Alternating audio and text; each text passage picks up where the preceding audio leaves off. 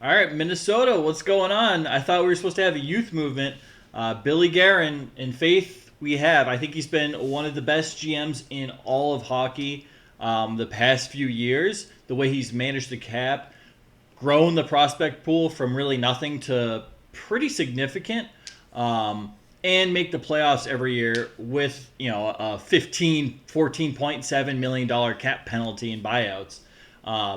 So I think that speaks volumes. I do have questions to recent signings that came out today. We'll talk about those.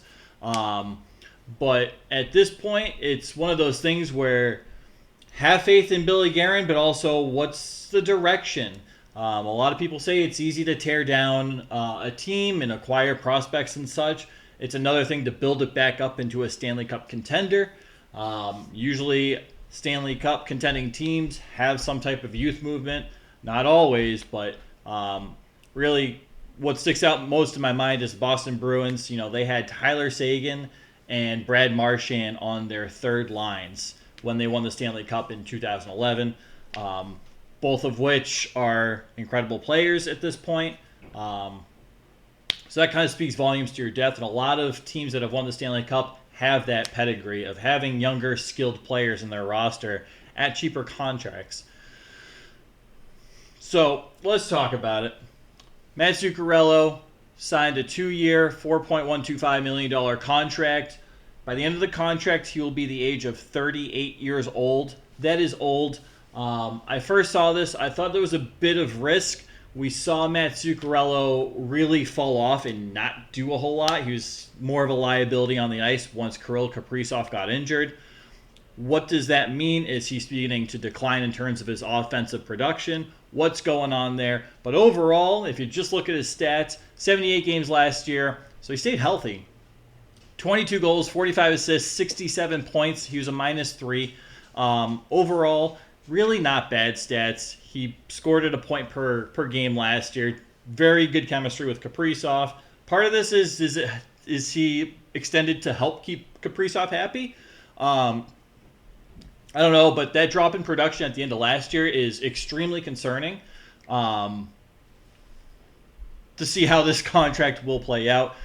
Comparing it to the most recent Mikael Backlund contract in Calgary, he was recently named captain, $4.5 million. He had a career year last year, Backlund did.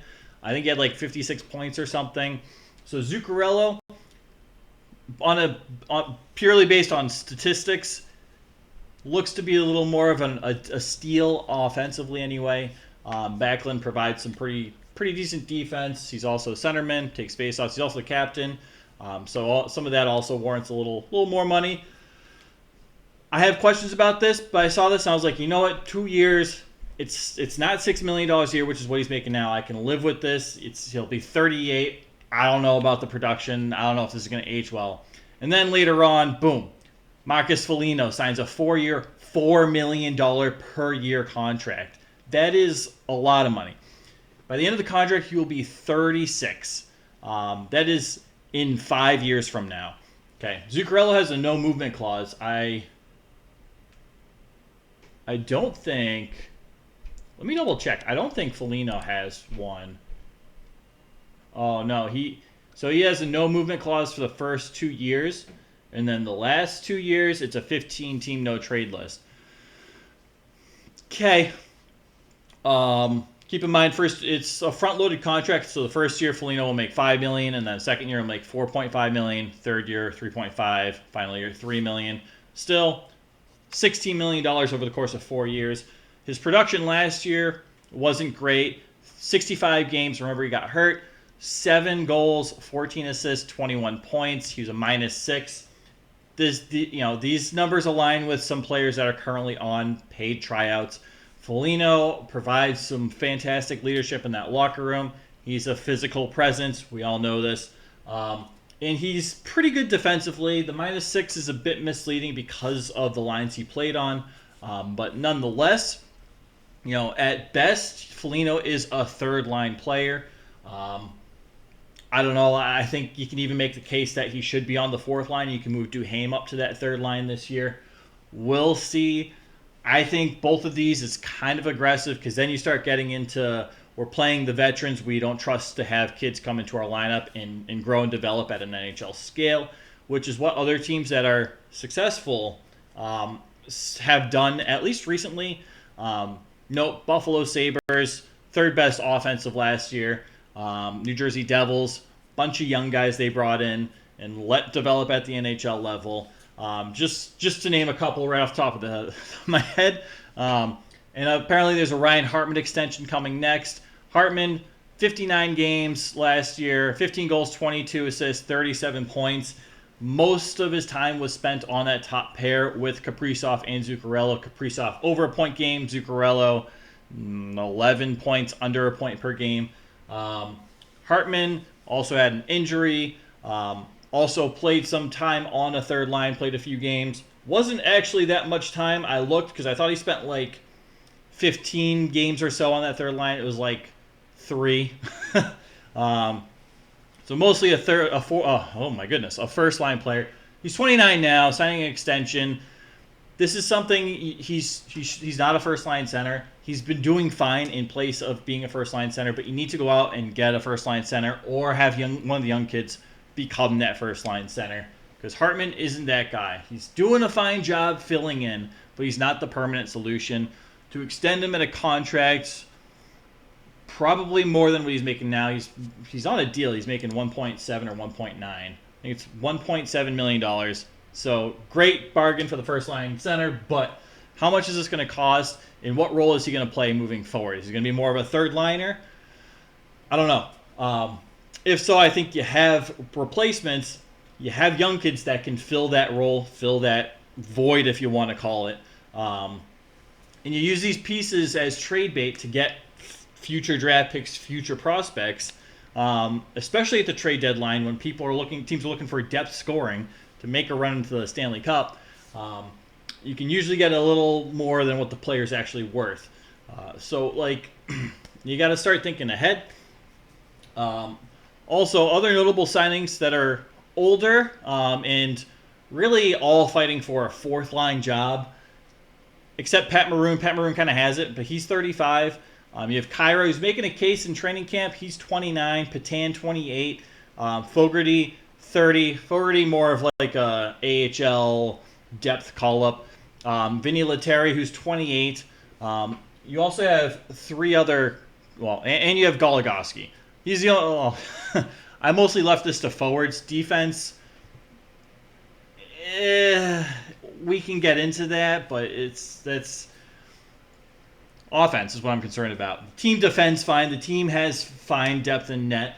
The offense is concerning. So I'm mostly talking about forwards here.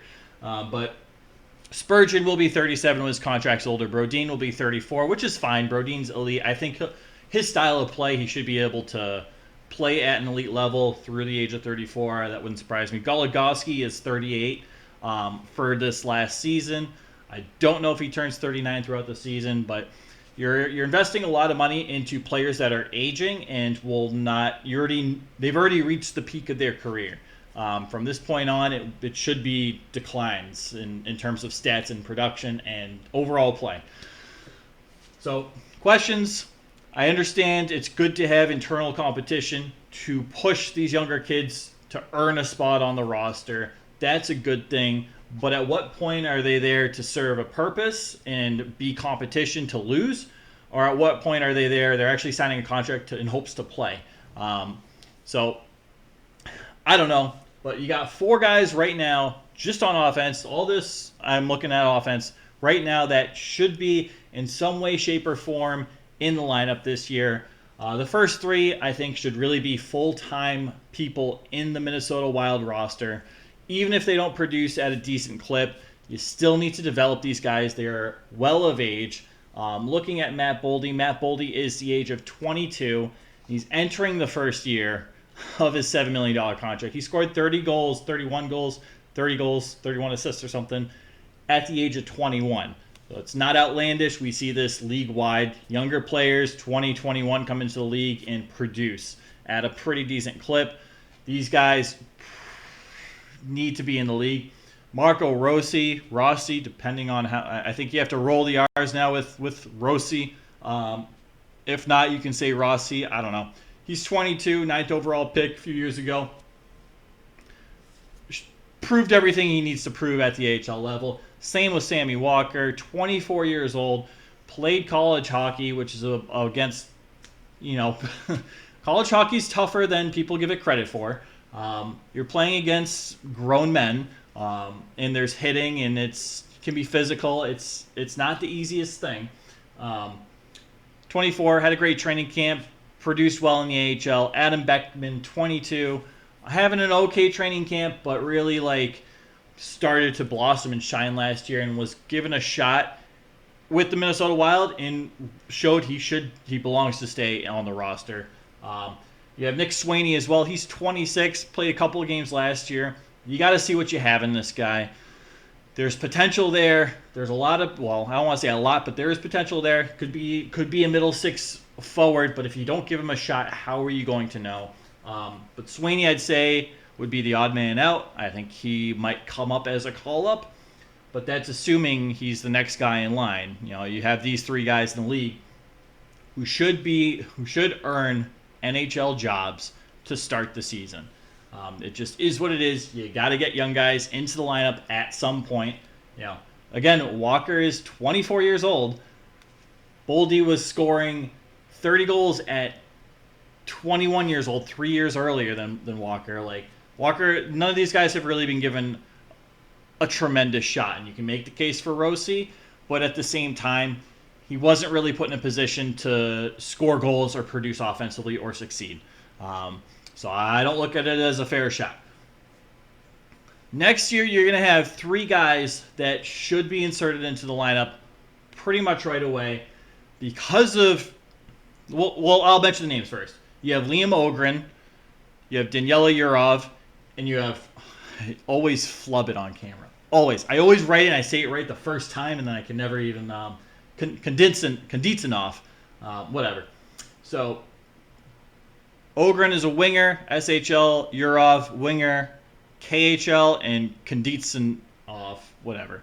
I'll learn it. I'll learn how to say it right every time. Center, KHL. Both of these guys are producing at a pretty good clip in KHL play, putting the puck in the net.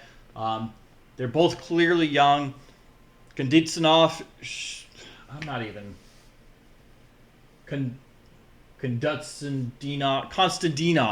Konstantinov. That's how you say it. Sound it out. Even though, not really, but he should be slotted in as, at the very least, a top three centerman coming into next year. This is how good this guy's been in the KHL. Taken in the beginning of the second round during his draft because he was in the KHL, because there wasn't necessarily a guarantee he would come over. So you got a bit of a steal on this player here. Says he's going to come over at the beginning of next year with Daniela Yurov. Yurov off to a really hot start this year with St. Petersburg's guy in the KHL. I'd be surprised if both of these guys didn't make the lineup out of college. You also have Liam Ogren playing in the SHL against men, putting up decent points, hanging with the guys, doing well. Yurov and Ogren are both 19. They'll be 20 next year during training camp. If you want to start them off in the AHL to start the season, maybe adjust the American game, that's understandable. But all three of these guys by, I don't know, I'd say Christmas, maybe the end of January of next year, should be in the lineup. There's no doubt about it. You also have Vladimir Firstov. He's 22, also playing in the KHL. Remember, he signed a contract with Minnesota, I don't remember, 2 years ago, 3 years ago, 5 years ago. I don't know how many, slide years he had. So, really, this is only his second year. All right, so we're in year 2 of 3 for Firstov. Firstov putting up some decent stats up in that KHL as well. He's loaned to the KHL, which is weird, but it happens. Still weird. This is also a guy that probably should earn a spot in training camp next year should he decide to play in North America for Iowa or Minnesota. So you have a total of 8 guys here over the course of the next 12 months that should be in the lineup as forwards. Okay, so you have Urov, who has chemistry, and he texts Kaprizov. Like, Urov is putting up fantastic points at an elite rate in the KHL that could potentially be your first line right winger. Olgren could be the supplement to Matt Boldy on that second line, and you have I can never repeat it. Konstantinov as your potentially first line center with Eriksson Ek in that second line, or however you want to jumble up your center group. Maybe Rossi as your second line, Eriksson Ek as your third line penalty kill specialist. You have options with these young kids, but they need to be in the lineup, and they need to prove they can be in the lineup in order to succeed. They can't be in the lineup if you keep signing older depth players or relying on Zuccarello to play another 3 years. Because that may not. There's risk with these, right? The way Foligno plays, he's had knee injuries. Who knows? That's a lot of money to commit to Marcus Foligno for his style of play, for his production. The fact that he was a minus on a playoff team last year, and he's supposed to be a defensive specialist, right? So Zuccarello, the fact that he didn't score for the last month and a half and didn't look great in the playoffs with Kaprizov. Kaprizov didn't look great either, but Zuccarello should be able to produce some bit on his own without playing with Kaprizov, even playing with anyone else. There are concerns, there are risks. Hartman, what do you do with Hartman if you have Konstantinov, Rossi starts scoring, and Eriksson Ek? You already have top three centers right there, potentially. What does that leave Hartman? Is he going to be a third-line winger? How much of an extension is he going to get?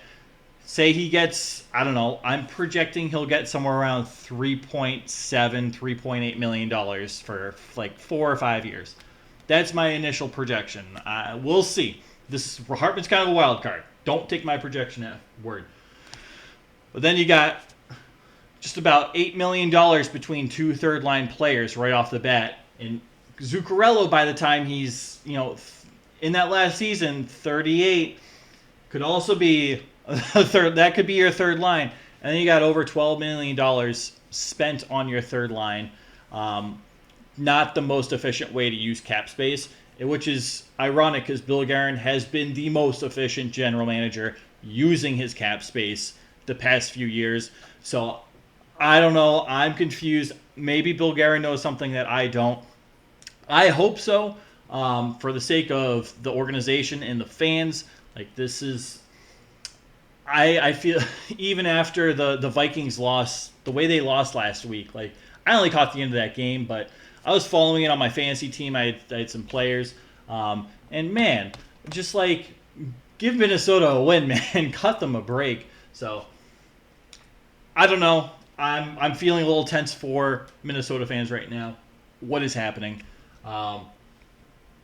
Hopefully this works out. Hopefully Rossi, Walker, and Beckman play a good chunk, if not the entire season, with the Minnesota Wild to grow, develop, and be regular NHL, decently producing players.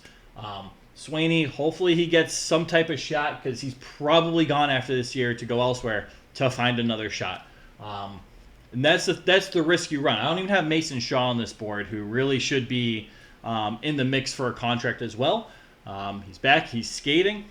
So you unrestricted free agent. And that's kind of what we saw with the Iowa Wild last year. There were a few guys that graduated, became a little too old to be restricted free agents, and went to other organizations for hopefully a better shot to get into the NHL lineup because there's so many veterans in the lineup.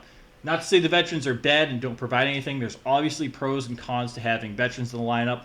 You look at the Boston Bruins, they're always a very veteran-heavy team with a lot of veteran depth. That's fine, but you have to find a balance. This isn't a roster that you can rely on the veterans you have to get you to a Stanley Cup, because they haven't.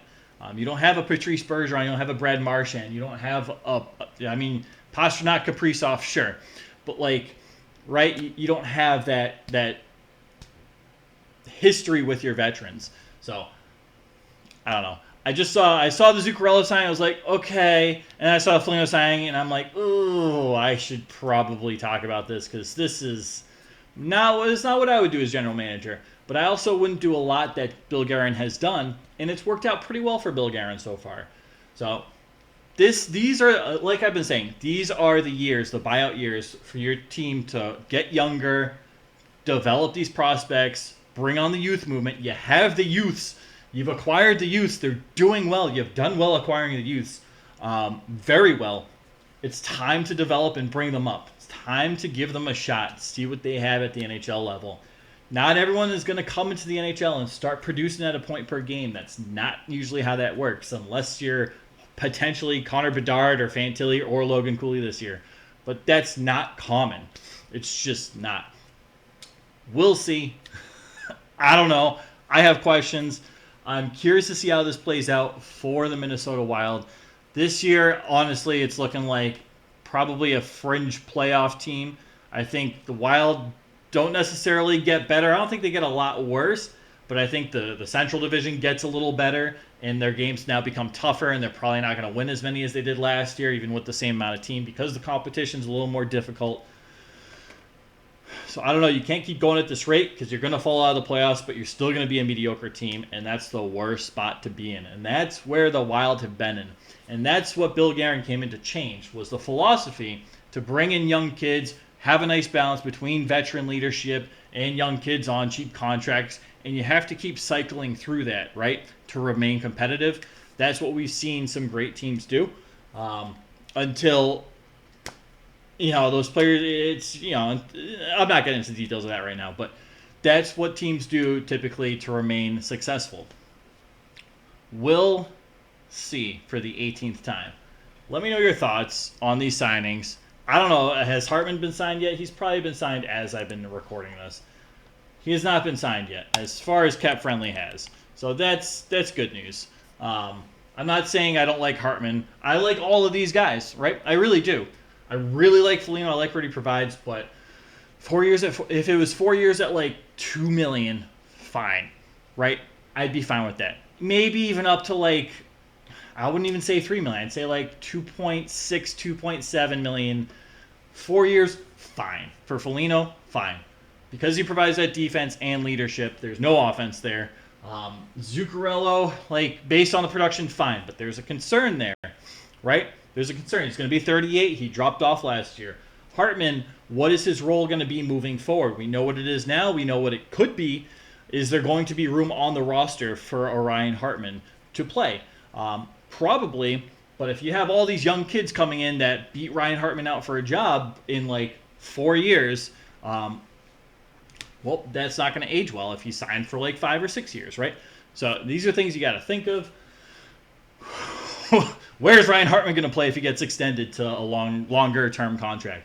So, all right, that's it. I'm just rambling now. I've been rambling for like 10 minutes, so I appreciate you, and take care, all right? Let me know what you think. What's going on? What would you do? Would you re-sign these guys? Would you focus on the youth movement a little more? I'm partial to youth movement. I know there's some type of balance that probably should be happening. I don't know. I think Guerin's going a little veteran heavy with the longer term contracts. Again, Goligoski 38 when he's his contract's on this year. Brodin will be 34 in a few years. Spurgeon in 4 years will be 37 when his contract runs out. Foligno will be 36. Zuccarello will be 38. This is all between the next 2 and 4 years, mind you, except Goligoski. That these are the older players you'll have on your team. You don't want to have that many players above 35 on your roster. Typically, it's not a common thing to see in the NHL. Is that many 35-plus-year-olds on a roster at the same time that is competitive? So that's it. I'm done. Again, appreciate you. Take care, all right?